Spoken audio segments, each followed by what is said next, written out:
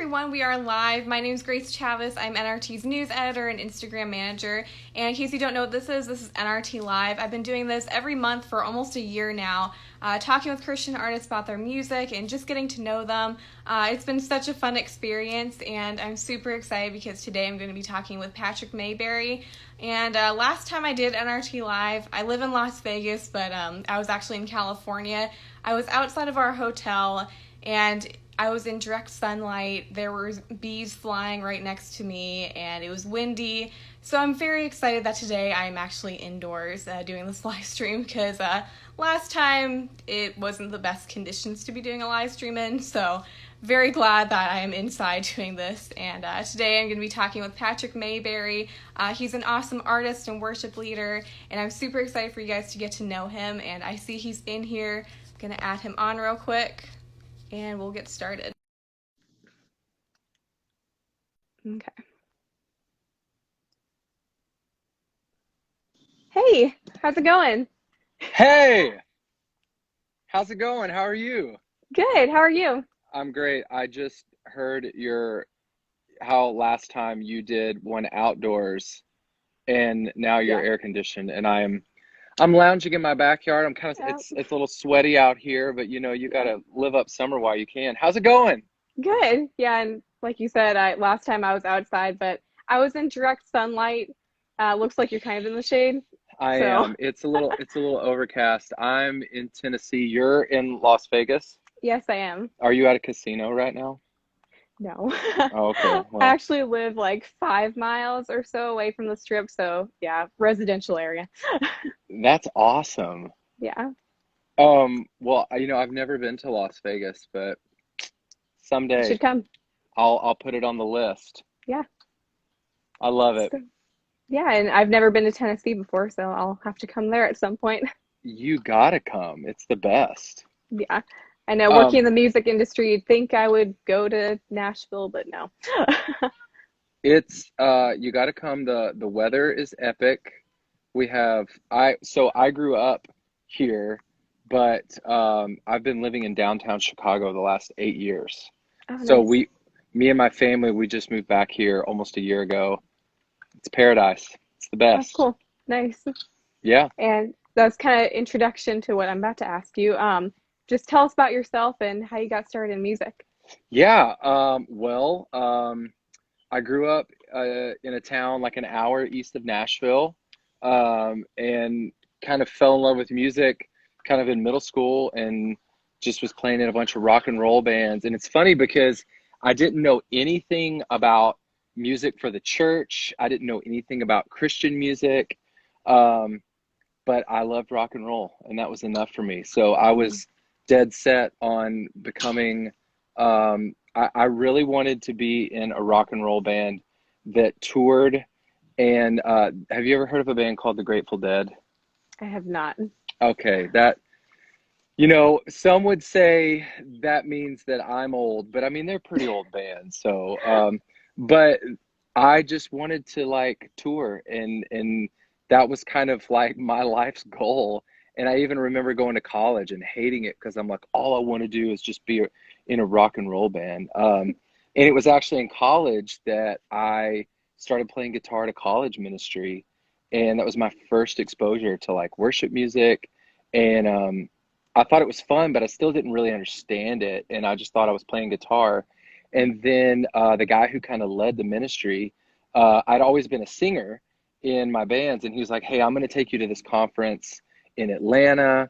And it turned out it was a passion conference, and it was my first exposure to like worship, corporate worship, uh, at all, like ever. Mhm. Um, and it blew my mind. And I really remember standing there as a college kid, feeling like the Lord was like, "Hey, dude, if you want to go do the Grateful Dead rock and roll thing, go for it. Or if you want to like use music to like help build my church, that would be cool too." And I was hooked from that point on, and just really fell in love with learning about what is musical worship. What does a life of worship look like? Where do you put your capo on a guitar? Um, I'd always been into writing songs, and I was like a part of this college ministry. And so I started thinking, well, maybe we could write our own songs, and um, really just fell in love with all of it. And I honestly feel like God drew me closer to Him through kind of this first love of music. And Mhm. I feel like He knew it all along, His plan. So it's fun how it has all worked out. And so now that's kind of what I'm doing. I'm involved with a church in Chicago, and I was on staff there for 8 years and oversaw all the music there. Um, and now I'm here in Franklin, and I'm getting to write songs and kind of just hang out with cool people, and it's awesome. Yeah, it's so awesome. And you mentioned passion and how that kind of led you into music. And I Yeah. kind of had a similar experience because passion totally changed my life in 2017. And then shortly after that, I got into writing about music and the new Yeah. release today and stuff. So it's super cool. That's awesome. So you're into music too. Yeah, I don't play music, but I write about music. Oh, so fun. I love it. Yeah. Well, cool. Yeah. Hang on. I've got to see. So this guy, my buddy Kevin Shuck. Hey, Kevin. He said, "Can I hear your best Jimmy Buffett?" Do you know who Jimmy Buffett is, Grace? I've heard the name. Come Uh, on. He's the best. all right, well, Anyways, yeah. Okay. continue. So speaking of passion, though, a few months ago you released your song "Breakthrough Miracle Power," and Christian Yeah. Stanfill ended up singing that at Passion Woo! 2021. Can you tell us about that? Oh man, yeah. Christian's the coolest guy ever. It's really fun how that song it's just funny like how songs can go places that you can't, and Mhm. the Lord can use songs to like open doors. So it's been fun to see that song kind of open a door to like a fun friendship. And it's fun because yeah, passion is like where God first, like I got to experience worship. So the fact Mhm. that I get to like call some of those guys and gals friends is like really fun and crazy. So that song, let's see, it was I can't, do you feel like you can't even remember last year because you're like, was that last year or was that 10 years ago? Yeah, kind of. Um, that's how it feels. So some time ago, in the last year and a half, I had started working on this idea. There's a bug that just tried to attack me. Um, I started working on this idea.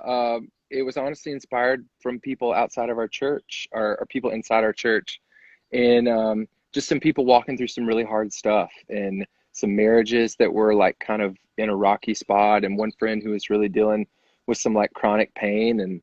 And I was just thinking about it, and kind of thinking about a situation I was in where I was really like needing God to show up in a big way. And I felt like, there's all these stories in the Bible where we see like God do these like defy logic epic stories of like parting a ocean, or Mhm. healing people. And you know there's, it talks about in the Psalms like the mountains melt like wax before the presence of the Lord. And I was like, man, where's that? Like, where's that kind of epic, crazy, defying logic kind of God coming through, epic breakthrough, miracle power? And I was like, oh, that's kind of a fun idea. And so really it was just a prayer. It was like, started out as like kind of writing these verses that were based out of kind of these like Old Testament stories of like, on one side there's the Red Sea, and on the other side there's this army closing down, and it looks like, man, it's over for these Israelites. But then God all of a sudden parts the waters. Um, and so it was just kind of this desperate prayer of like, God, I seriously need some of that like old school breakthrough miracle power Mhm. to show up here in this situation. And I'd kind of written a bit of the song, and then shared it with another friend of mine who's also a songwriter, and he kind of helped me like finish out part of the verse, or verse two, and then part of the bridge. And then it somehow just kind of got like, Christian Stanfill heard the song and just really was drawn to it, and kind of reached out and was like, hey man, we'd kind of like known each other, and he was like, I love this song. What if we like worked on the bridge together? And so we kind of spent some time kind of throwing around some ideas for what a great bridge could be. And that's, Christian really brought that idea of like the bridge is like, as long as you're in it, the story's not finished. Um, and that kind of just like rounded out the song perfectly. And then, you kind of work on it and you don't know what's going to happen. And then I, come to find out a few weeks later, Christian was like, hey, we're going to lead it at church. And then kind of lo and behold, they ended up playing it at the conference, and it was so fun. And it was just cool to get to see all that kind of come through. And it was kind of a full circle God story for me. And so it's fun. It's fun that I also got to record my own version, which I thought like turned out so awesome. A buddy of mine here in town produced it, and it was just like the first time I got to kind of be a part of like making like a legit recording of a song I had written.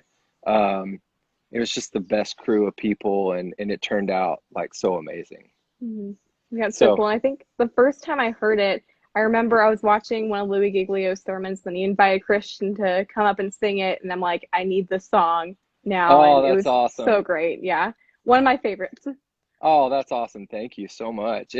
It truly is such a special song.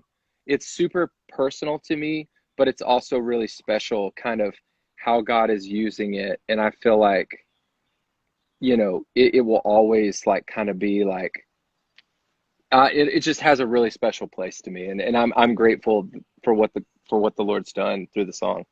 Yeah, I love it.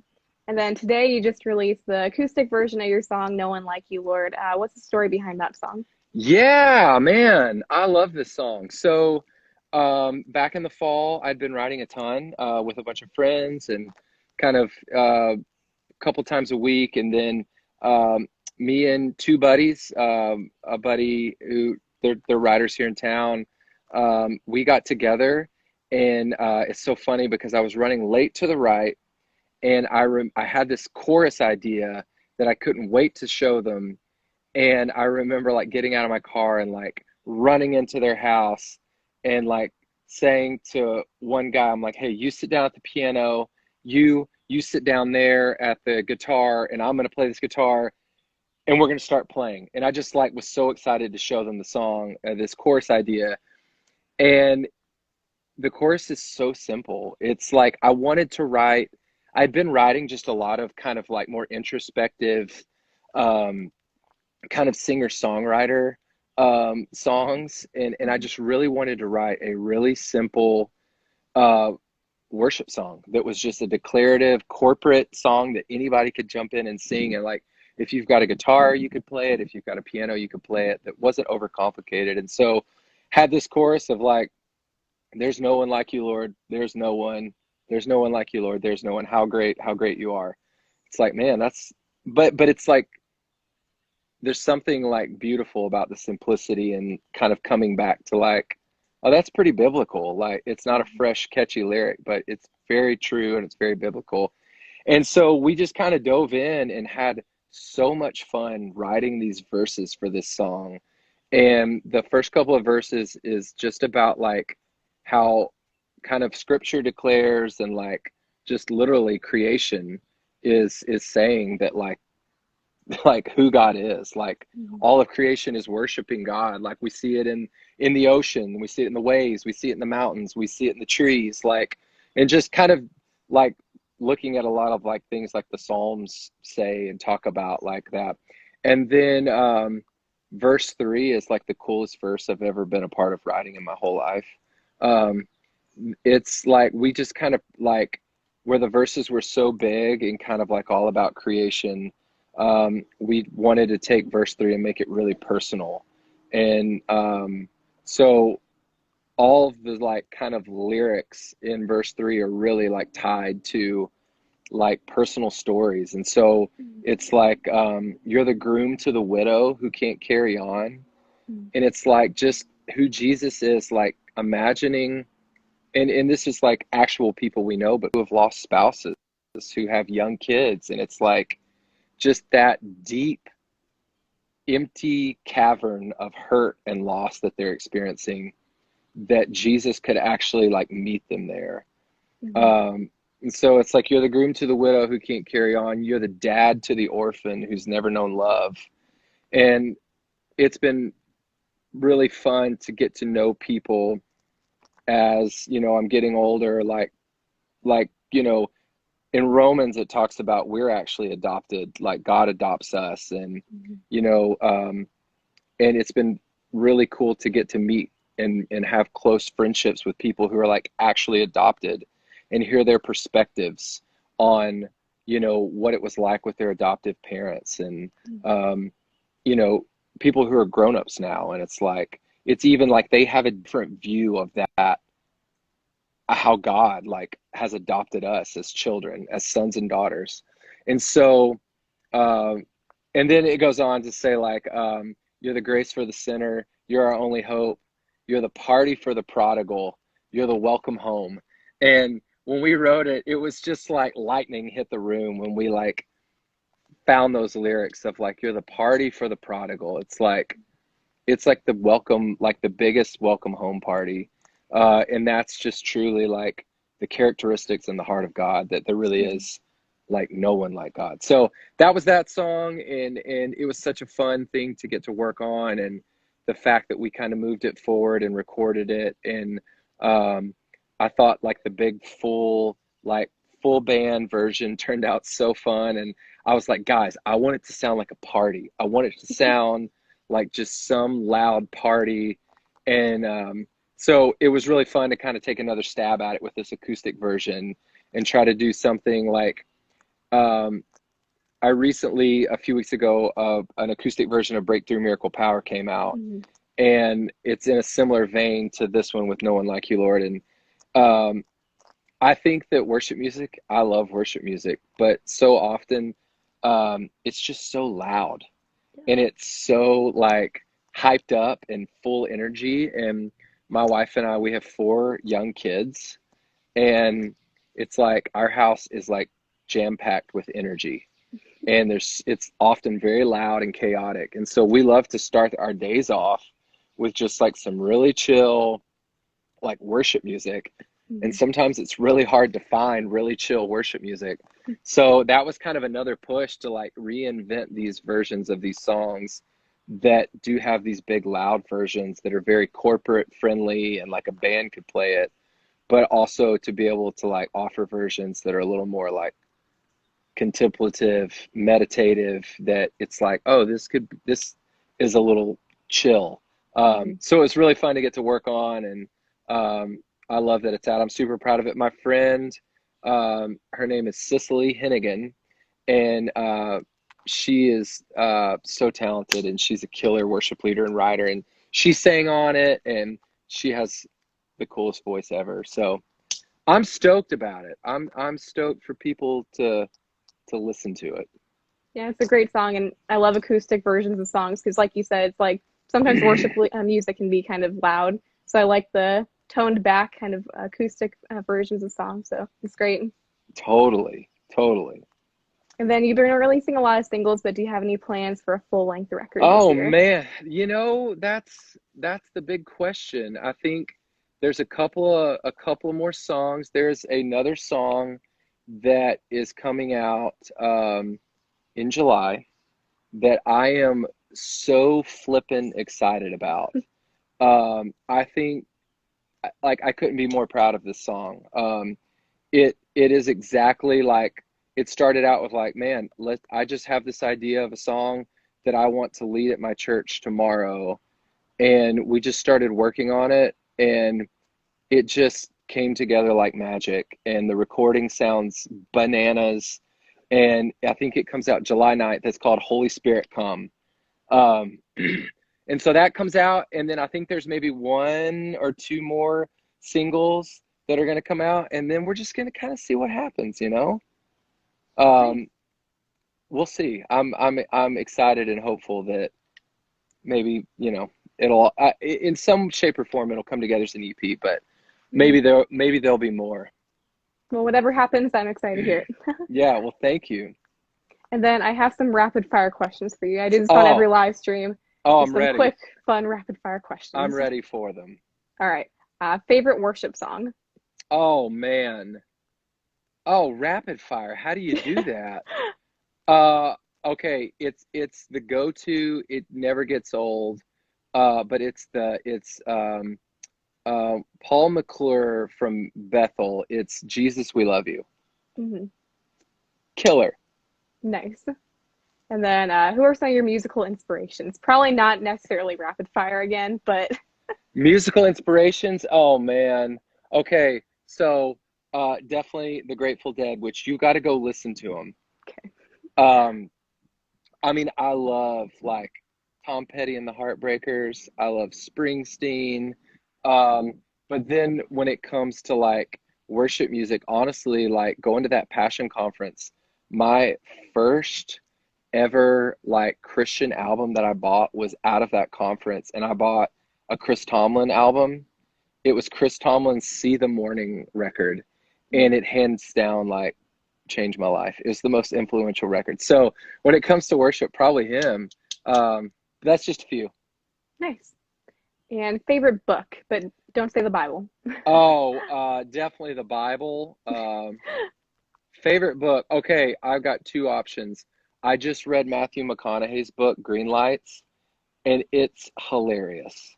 But it's not a favorite. It's just a new one I just read that was kind of entertaining. But probably Brennan Manning's Ragamuffin Gospel. If you haven't read it tonight. It'll change your life. Nice. I have not heard of that one, but I'll have to look that up. And Look it then, up. You'll thank me. favorite movie. Oh man, favorite movie? What kind of question is that? I don't know that I have so many.